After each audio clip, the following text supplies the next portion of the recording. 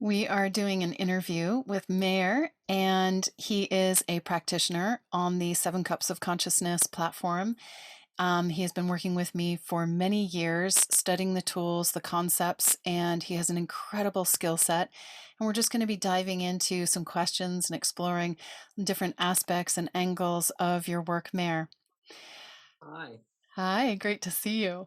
great to see you too. Tell me a little bit about your background and how you came to practicing the Seven Cups of Consciousness. Hmm. Um, as a child, I was very sensitive and I was able to perceive energies, beings in the other dimensions. And most of the time, I was scared of these gifts. Now I can call them gifts, but at that time, I was not thinking they were gifts.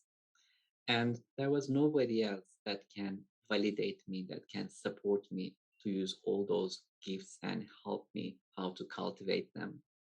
And this created lots of fear, lots of loneliness, feeling an outcast in myself. And I think this encouraged me to study more, to learn more about these kind of things. So in the last 20, 30 years, I would say 30 years because I've studied all through my life, but I would say professionally, I wanted to study those things. I studied different modalities like ancient texts, different traditions with different masters from all around the globe, different cultures, traditions, faiths, and then modalities, healing modalities, energy modalities.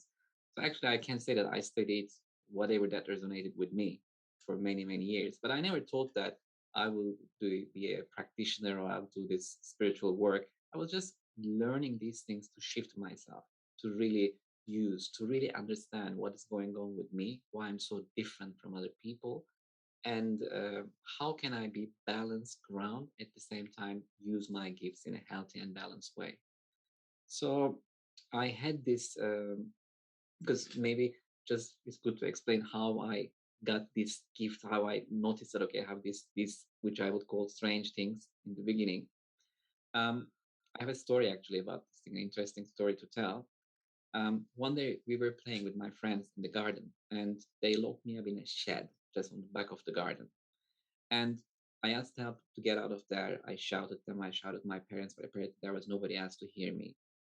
At that moment, I felt a presence. Like I didn't understand what it was. I felt a presence. And first I got scared, but just it was so loving, kind, very warm, a glow of light. And I felt a kind of like not male or female, I can't say it, but just a presence. And I saw it visually. And he said, don't worry, they will take you out from there. You will be fine. Your parents will come and take you out from there. But from now on, we will be together with you. We will support you. We will support your journey. That you might have difficulties in your life, but we will be with you all the time. So that was the message I got.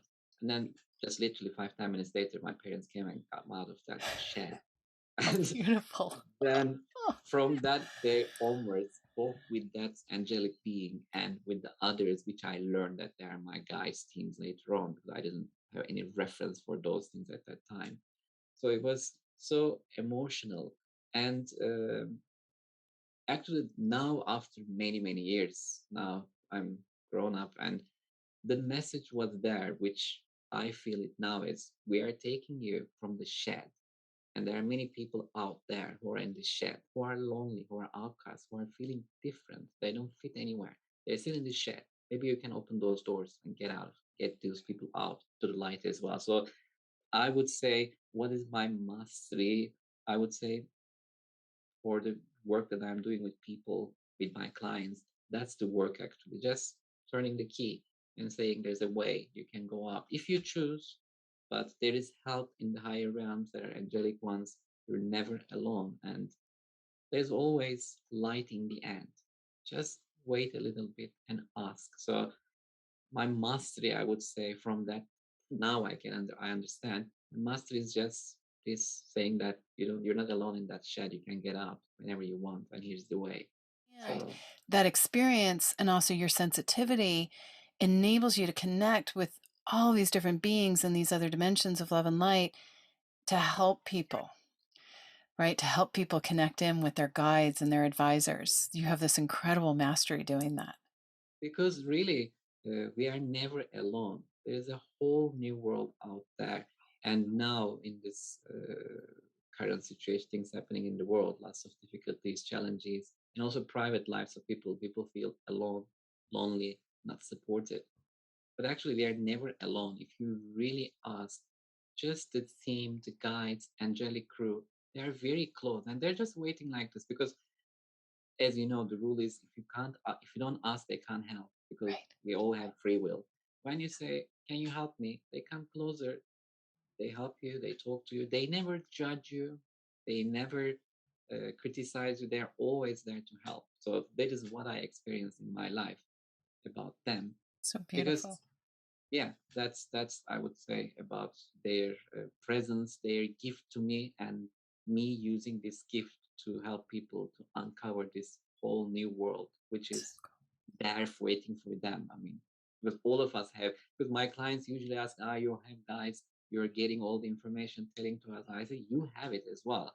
So it's not my private guy, they're my guys, but you have guys, and everybody has this potential to communicate, to connect, to get the support, not necessarily seeing visually in the beginning, but there is always this gift in everyone else. And in my work, I encourage people to really utilize this resource to connect, to communicate, to ask, because it always comes. I've been working with a client, for example, for 6 months. And now in the beginning, she was saying, guides, team, angels, I'm very interested. It's impossible for me to hear those things, she said. Now she's seeing when her eyes are closed, she's hearing, and then she's feeling in 6 months' time. beautiful. And what I did, I didn't do anything. I just modeled how to do it. That's it. Beautiful. How cool. How cool. And how have you shifted using the tools of all that you've learned? All the tools that I've learned, how I shifted. I studied in Ivy League universities. I had professional career. I worked as a consultant in the financial industry, and I did many different things in my life. And I came to a point in my life saying that, you know what, I can't continue like this. It doesn't satisfy me what I'm doing. These things are all good. I did what was expected from me to do by society, by family, on different things. But I said, there's a point that this is not me. At that time, I felt emotionally, physically, mentally quite drained myself, and I was not feeling well for a period of time. At that time, these tools, these energetic systems, modalities came in and helped me to find a way. Okay, this way, this IVs and professional career is not for me. But what else?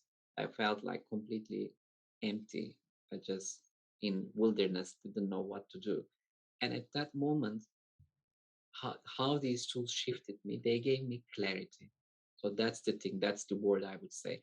Clarity about what to do. And with these tools, I learned who I am, why I'm here. And just really, it's a kind of, uh, for me, these things are inner work, explaining who you are to you. They are not for, I mean, for some people, some clients, it happens like instant shifts, manifestations, miracles. But I don't look at spirituality or these tools for miracle making tools. They are for to teach who they are there to tell you who you are, what kind of miracle you have inside of you, and then how you can utilize that internal miracle to manifest an external miracle. Because we always look miracles externally. I was the same as well when I was working. I was judging, or I was evaluating my success or my weakness according to things I have in the external world. Now, with these tools, I'm looking inwards. Is there a miracle? Yeah, if it's there, it can be in the external world as well. If I can't find a miracle in me, then I shouldn't expect a miracle in the external world. So maybe it's a bit complicated, I explained, but these words really shifted me in a way to find my true self and who I am, why I'm here, and when I leave this world, what I will leave behind. So that in those answers I got with these modalities and spiritual tools as well. Excellent. What is the most extraordinary experience that you have had or you have experienced working with a client using these tools? Interesting. Let me think about it. The most interesting experience. Okay. I was working with a client, and she was feeling always tired, always heavy, and she ruled out all the medical reasons. She saw her doctor, everything fine. There was nothing else, neither physically, emotionally, mentally. There was nothing else. But she was always feeling tired, and during the day she was feeling, I'm so sad. I'm not good. I'm not feeling well, and there was always a guilt issue. I said, okay, let's have a look. What's going on in your energy fields, and what is the guilt there? Why you're really feeling guilt? We talked about it a bit, and I was looking at her. I saw a presence next to her. Okay, interesting. I said, let's ponder. Let's go dive in and what's going on. And then I saw the presence face looks like her. They're very similar, like identical. The image. I was looking. Okay, cool, cool. And I said, I'm seeing something here, a layer about this thing, because usually um with the guides, they show me really the root, what is going on there. The visual, I usually get information visually. I said, can it be that you had a baby twin when, before coming to this world, you were together with that twin? You were together. Then for some reason, she didn't make it. And can it be that you're blaming yourself for her not being here in this physical world and you are here instead of her? I mean, clients like she said, I don't know mentally this happened or not, but I feel I want to cry. She said, but after hearing this thing, this is really deep. I said, okay, that was her journey. Just send that emotion back to her, make a proper debrief to her, let her go to light.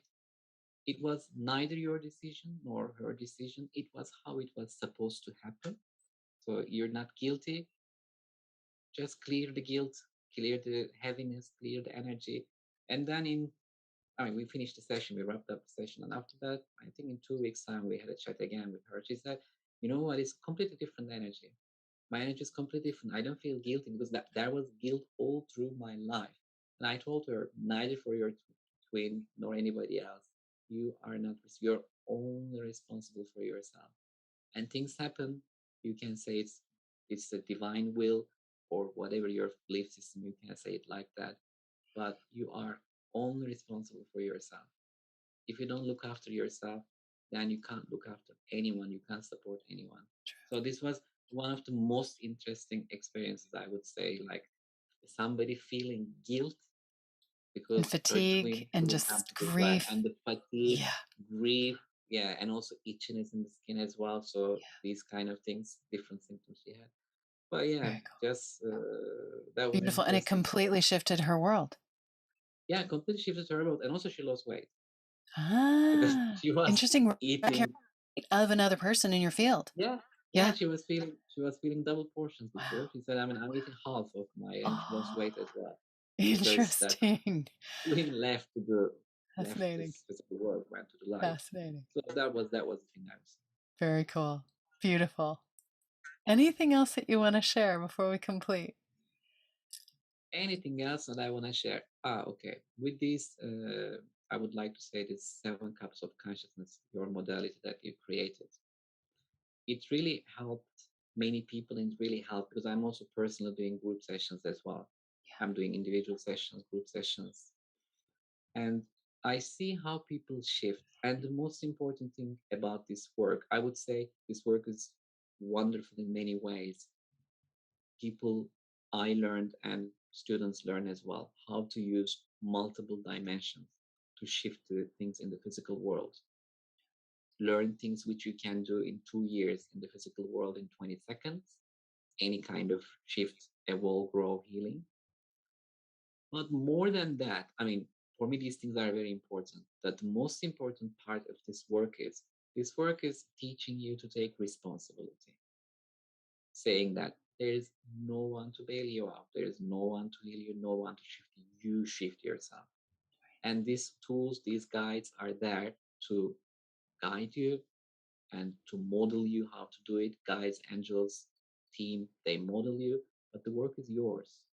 And which brings empowerment, which brings just strength. Because when you do this work, 7 cups of consciousness, most of my students and I myself, when we shift something, we all feel strong because saying that, you know what, we did it. And it's strong and we did it. Nobody can take this from us again because we learn how to do this thing rather than somebody giving a magical pill and then creating a Right. miracle for us. So Right. this work for me is very special in that respect. Doesn't promise miracle, showing how to create a miracle. Beautiful. Beautiful. Well, it is an honor connecting with you, an honor having you on the platform and having you be a Me practitioner too of as the well. seven cups. Me too. So great. And also thank you so much for motivating me too to get the Seven Cups of Consciousness book translated into Turkish. There's a ton of people that are reading it there. Um, and I'm excited to see how things unfold. Thank you so much for Me taking the too. time. Thank you very much, Aleya. Thank you.